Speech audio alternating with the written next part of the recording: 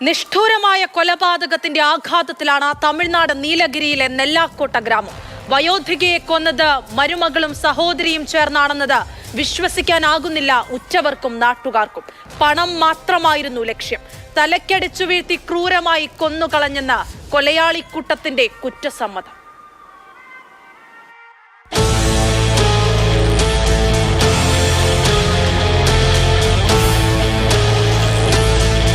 തമിഴ്നാട്ടിലാണെങ്കിലും മലയാളികൾ തിങ്ങിപ്പാർക്കുന്ന പ്രദേശം. കേരളത്തിൽ നിന്നും തലമുറകൾക്ക് മുൻപ് കുടിയേറിയ തോട്ടം തൊഴിലാളികളുടെ പിന്മുറക്കാരാണ് താമസക്കാരിലേറെയും. അങ്ങനൊരു കുടുംബത്തിലാണ് നാടിനെ ഞെട്ടിച്ച കൊലപാതകം നടന്നത്. നെല്ലാക്കോട്ട കൂവച്ചോല വീരപ്പൻ കോളനിയിലെ മുഹമ്മദിന്റെ ഭാര്യ മൈമുനയാണ് കൊല്ലപ്പെട്ടത്. മൈമുനയുടെ മകന്റെ ഭാര്യ ഖൈറുന്നീസയും സഹോദരി ഹസീനയുമാണ് ഈ കേസുമായി ബന്ധപ്പെട്ട് അറസ്റ്റിലായത്. കേസിനെക്കുറിച്ച് പോലീസ് പറയുന്നത് ഇങ്ങനെ: ഹസീനയുടെ ഭർത്താവ് നസീമുദ്ദീൻ മയക്കുമരുന്നു കേസിൽ ജയിലിലാണ്. ഇയാളെ ജാമ്യത്തിലിറക്കാൻ പണം ആവശ്യപ്പെട്ട ഖൈറുന്നീസയും ഹസീനയും ശനിയാഴ്ച രാവിലെ മൈമുനയെ സമീപിച്ചു.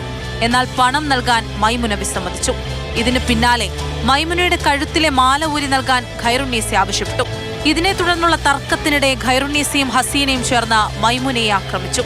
അടിയേറ്റു വീണ മൈമുനയെ ഹസീന കുക്കറിന്റെ അടപ്പും ചിരവയും വടിയുമെടുത്ത് തലക്കടിച്ച് കൊന്നുകളഞ്ഞു.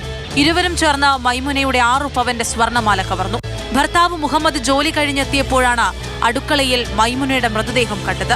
പ്രദേശത്തെ നിരീക്ഷണ ക്യാമറകളുടെ പരിശോധനയിലാണ് പ്രതികൾ വീട്ടിലെത്തിയ കാര്യം പോലീസിന് വ്യക്തമായത്. മൈമുനയുടെ മൊബൈൽ ഫോൺ കേന്ദ്രീകരിച്ച് നടത്തിയ അന്വേഷണത്തിൽ ഇരുവരും പിടിയിലായി.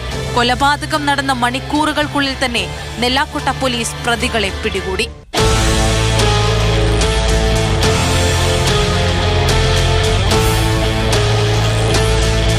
മാതൃഭൂമി ന്യൂസ്, വയനാട്.